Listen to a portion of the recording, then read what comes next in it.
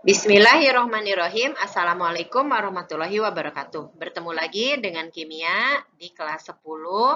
Kali ini Ibu akan menjelaskan tentang konfigurasi elektron. Yang akan Ibu jelaskan berikutnya adalah memang konfigurasi elektron dari mekanika kuantum. Sebelumnya Ibu sudah menjelaskan tentang konfigurasi dari Bohr. Ya, kali ini tujuan pembelajaran yang akan kita lalui, yang pertama adalah menjelaskan dulu definisi konfigurasi elektron. Nanti Ibu minta kalian untuk bisa menyebutkan nanti tentang definisi konfigurasi elektron. Yang kedua, menjelaskan konfigurasi elektron dengan prinsip dari Aufbau. Yang ketiga, menuliskan konfigurasi elektron sesuai dengan prinsip Aufbau. Lalu menggambarkan diagram orbital suatu atom dengan prinsip-prinsip Hund. Yang kelima, menentukan jumlah elektron dalam suatu orbital berpasangan atau tidak berpasangannya. Jika misalnya diketahui hanya nomor atomnya saja. Sama-sama kita ketahui bahwa pengertian konfigurasi elektron itu adalah susunan atau gambaran yang menunjukkan penempatan elektron dalam suatu atom. Jadi di sini sama saja antara konfigurasi elektron dari Bohr ataupun dari mekanika kuantum, elektron akan disebarkan dalam kulit dan lalu misalnya ditempatkan lagi sesuai dengan teori-teori yang akan kita pelajari kali ini. Susunan konfigurasi elektron ini memenuhi beberapa teori untuk yang mekanika kuantum. Salah satunya adalah prinsip Aufbau. Kemudian berikutnya nanti akan kita bicarakan juga bagaimana menurut Hund. Kemudian yang ketiga adalah bagaimana menurut dari seorang Pauli atau biasanya dikatakan sebagai larangan Pauli.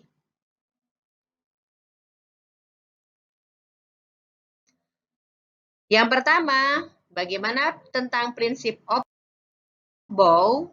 Nah, di sini aturan dari Aufbau adalah yang pertama, elektron mempunyai kecenderungan akan menempati subkulit yang tingkat energinya lebih rendah. Yang kedua, orbital energi lebih rendah diisi pertama dengan elektron, kemudian orbital yang memiliki energi tinggi baru dapat dipenuhinya. Nah, sekarang ini yang ada di gambar, yang Ibu di pinggir ini. Ibu ini kan ya. Nah, ini adalah yang disebutkan tadi ya. Elektron mempunyai kecenderungan akan menempati kulit yang tingkat energinya lebih rendah. Jadi yang pertama adalah 1S. Nah, lalu setelah itu masuk ke 2S, kemudian masuk ke 2P, dari 2P ke 3S, lalu dari 3S ke 3P. Nah, sebelum ke 3D yang dalam satu kulit, 3D kan dalam satu kulit ya, karena energi 4S lebih rendah, maka lihat tanda panahnya. Jadi harus ke 4S terlebih dahulu. Baru dari 4S menuju ke 3D. Jadi di sini yang disebutkan oleh aturan Hund, elektron mempunyai kecenderungan akan menempati subkulit yang tingkat energinya rendah. Contohnya ada di sini. Jadi 3P, setelah 3P baru ke 4S terlebih dahulu sebelum ke 3D. Alasannya adalah 4S ini memiliki energi lebih rendah daripada 3D ini. Jadi 3D memiliki energi lebih tinggi. Energi lebih tinggi. Jadi di penempatannya elektronnya memenuhi dulu yang 4S. Oke, sekarang kita lanjutkan bagaimana langkah-langkah menuliskan konfigurasi elektron. Yang pertama tentu saja menentukan jumlah elektron dari atom tersebut. Jadi kita harus tahu bahwa jumlah elektron dari atom unsur sama dengan nomor atom unsur tersebut. Jadi kalau misalnya Ibu sudah jelaskan, nomor atom berasal dari jumlah proton. Nah, kalau misalnya atomnya tersebut netral, maka jumlah elektron sama dengan jumlah proton atau yang kita lihat dari nomor atomnya. Jadi jumlah elektron bisa kita lihat dari nomor atom. Yang kedua, menuliskan jenis subkulit yang dibutuhkan secara urut berdasarkan diagram curah hujan. Nanti kita akan mencoba membuatnya. Menuliskan jenis subkulitnya dulu gitu ya. Subkulitnya apakah subkulit S atau P atau D dan seterusnya. Kemudian mengisikan elektron pada masing-masing subkulit dengan memperhatikan jumlah elektron maksimum. Jadi kalau misalnya dimaksudkan jumlah elektron maksimum yang ini, artinya yang kita sudah jelaskan ya, bahwa memenuhi rumus dari S gitu kan, subkulit S ini dipenuhi maksimumnya 2 elektron.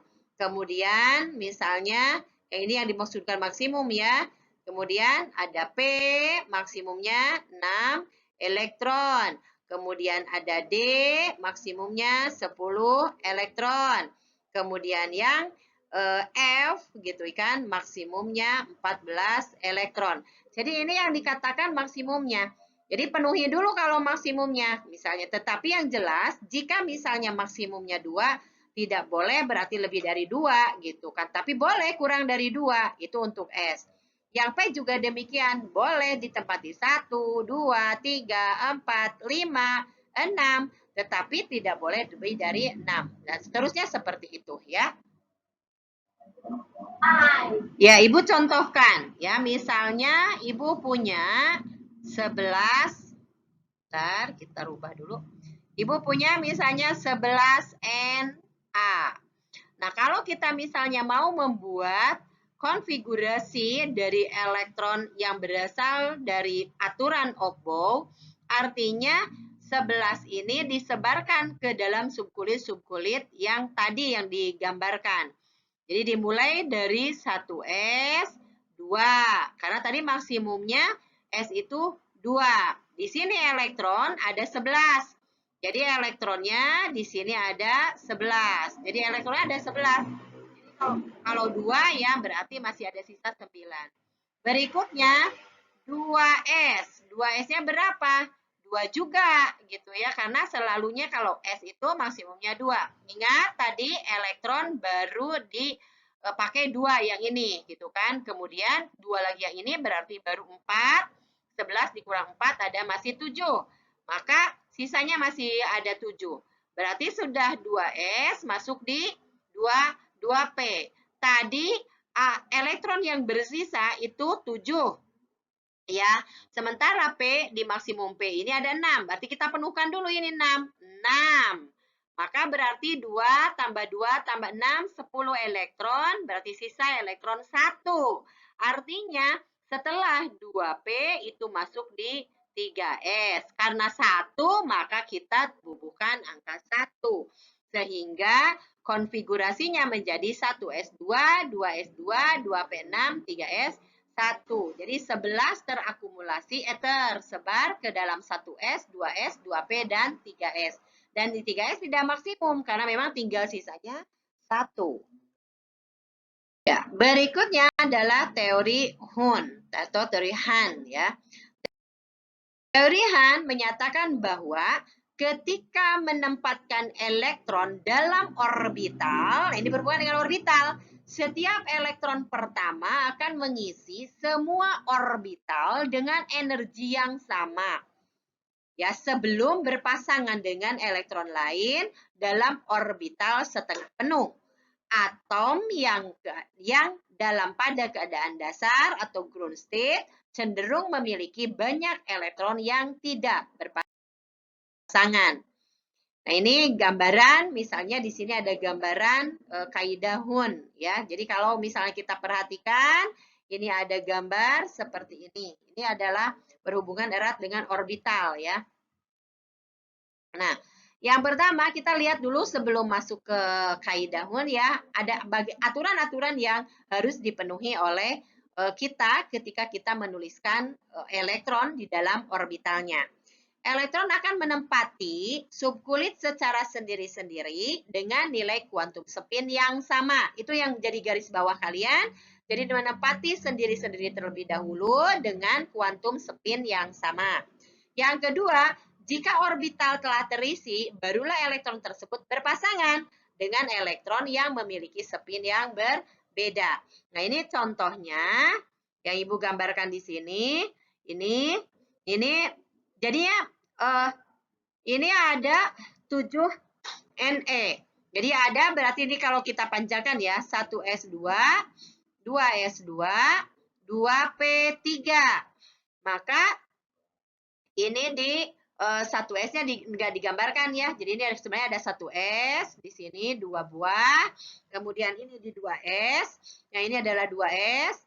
Kemudian ini yang di 2P gitu ya, 2P3. Ini sudah benar 3 ya, tetapi ini spinnya tidak sama. Jadi spinnya harus sama. Jadi kalau semuanya ke atas, maka arahnya ke atas semua. Yang kedua, ini juga sama ya. Jadi yang 1S itu tidak digambarkan ya. Nah, ini yang digambarkan adalah 2S ini juga. Lalu ini pas 2P-nya berdempet di sini. Nah, ini tidak sesuai gitu kan. Jadi menurut aturan Hun ini enggak sesuai. Jadi makanya ini ada kurang stabil menjadinya. Nah, jadi yang benar seperti ini. Nah, ini aduh ketutup ya. Jadi ini yang sebenarnya ini ada satu-satu. Jadi yang semua yang ini, gambar ini satu-satu Ibu gambar lagi deh gitu kan. Ini kehalangan yang gambar Ibu deh. Nah, jadi gini ya. Jadi masing-masing satu-satu dengan spin yang sama. Nah, inilah ini artinya dia stabil. Jadi menurut Han bahwa aturannya elektron menempati dulu sendiri-sendiri dengan nilai kuantum yang sama. Baik, kita contohkan ya untuk bagaimana menggambarkan orbital sesuai dengan aturan dari Han ya. Nah, misalnya Ibu punya 15 deh, 15P. Jadi yang pertama tentu saja kita buatkan dulu konfigurasinya. 1S2, 2S2, 2P6, ini baru 10, 3S2, 3P3. Jadi ini ada 15 ya. Nah, konfigurasi yang sudah disebutkan dibuatkan konfigurasinya, lalu kita buatkan orbitalnya. Orbital S gitu Ibu gambarkan dalam kotak-kotak ya, seperti ini. Ini kotaknya 3 untuk P, kemudian untuk S, kemudian untuk P lagi. Nah, gitu ya. Nah, orbital menurut yang aturan Hun gitu ya. Jadi pengisian tuh ini dulu, kita sepakati dulu yang ke atas, baru yang ke bawah satu-satu. Kali ini dua-dua ya elektronnya jadi seperti ini. Nah, untuk yang ini pengisiannya jadi cek gini dulu. Satu ke atas dulu, satu ke atas, satu ke atas, baru yang ke bawah. Nah, jadi 6 sih isinya, tapi mengisikannya itu yang spin sama dulu. Jadi yang ini makan begini ya, ini mah satu-satu begini. Nah, sehingga ketika ini yang elektron terakhir ada di 3P3, maka yang kita gambarkan itu adalah yang spinnya ke atas atau tanda panahnya mengarah ke atas. Jadi tidak boleh bolak-balik seperti tadi. Kenapa? Kurang stabil. Itu aturan daripada Han. Berikutnya adalah aturan dari Pauli atau dibilangkanlah sebagai larangan Pauli. Kenapa disebut larangan Pauli? Karena di sini ada istilah tidak ada dua elektron yang memiliki bilangan kuantum yang sama. Jadi apa sih yang dikatakan bilangan kuantum? Ini sudah ya dijelaskan bahwa bilangan kuantum ini ada 4 ya bilangan kuantumnya. Jadi kalau misalnya kita ini bilangan kuantum apalagi sih bukan sudah dijelaskan sebenarnya ya. Jadi ada satu bilangan kuantum ini ada bilangan kuantum utama yang menyatakan kulit dengan notasi N kan. Kemudian ada bilangan kuantum azimut yang dinotasikan dengan L. Kemudian yang ketiga ada bilangan kuantum magnetik atau dibuat notasi M. Dan yang keempat bilangan kuantum spin atau perputaran elektron. Ini adalah dinotasikan dengan S. Jadi menurut Pauli, elektron yang ada di dalam satu atom itu tidak akan elektron itu tidak memiliki bilangan satu ya, satu tidak memiliki bilangan kuantum keempat-empatnya gitu maksudnya ya. Jadi tidak ada dua elektron yang memiliki keempat-empatnya bilangan kuantumnya sama. Pasti ada yang berbeda. Salah satu pasti berbeda gitu ya. Iya, ini adalah contohnya.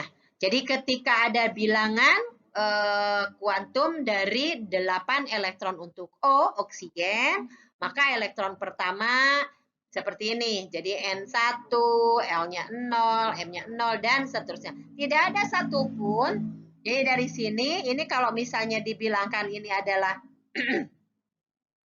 elektronnya ya. Jadi ini elektron ke-1.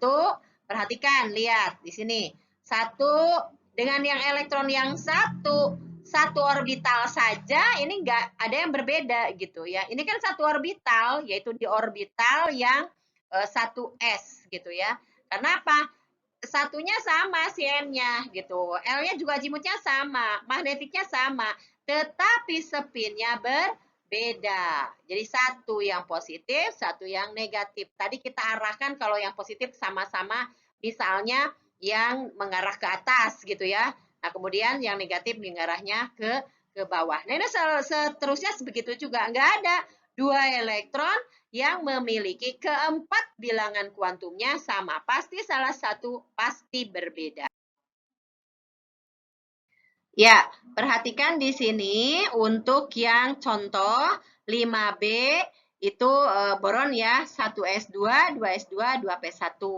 Maka elektron yang ke-1 itu berada di posisi N sama dengan 1, L sama dengan 0. Nah, ibu kalau misalnya, lupa lagi ya, ini 0 dari mana? Azimut yang L ini, kita bisa menggunakan tangan ya, ibu ingatkan ya, tangan ya, tangan. Oke, jadi misalnya ini, istilahnya itu S-nya 0 ya, S 0, kemudian D, mana sih D, P, jadi S0, P1, D2, F3. Nah, jadi kalau misalnya kita ini kan untuk yang S azimutnya itu 0, L itu 1, P ya, P-nya 1, kok jadi L1 sih P1, kemudian D-nya 2, kalau F 3. Jadi karena ini ada S di sini, maka L-nya 0. Kemudian M-nya, bagaimana sih ini yang posisi magnetiknya? Nah, posisi magnetik bergantung kepada orbitalnya tadi. Jadi kalau S untuk yang magnetiknya, perhatikan diingatkan kembali yang untuk ini, S itu kan 1 begitu. Maka berarti ini artinya magnetiknya 0 aja gitu ya kalau S. Tapi kalau P, karena P-nya 1 tadi dan juga lokasi orbitalnya ada seperti ini, nah ini mulainya dari negatif 1, 0, positif 1. Nah, gitu ya. Kemudian kalau D bagaimana? Kalau D kan 2. Maka orbitalnya itu kita buat berarti dari negatif 2, negatif 1, 0, positif 1, positif 2. Sementara yang F, di sini aja deh. Ini karena ada 7, ya kan 14 kan? Maka ini ada 7. 1, 2, 3, 4, 5, 6, 7. Maka dimulai dari negatif 3, negatif 2, negatif 1, 0, 1, 2, dan 3. Positif ya, positif 1, positif 2, positif 3. Nah, ini adalah mengenai magnetiknya. Jadi kalau magnetik dari subkulit S, maka 0 gitu ya. Nah, lalu Yang terakhir spinnya. Nah, spinnya ini yang pertama tadi kan kita sepakati kalau spinnya yang mengarah ke atas dulu. Yang ke atas berarti positif setengah. Nah, demikian yang Ibu bisa sampaikan. Nah, yang lainnya nanti kalian bisa membuatkan sendiri. Assalamualaikum.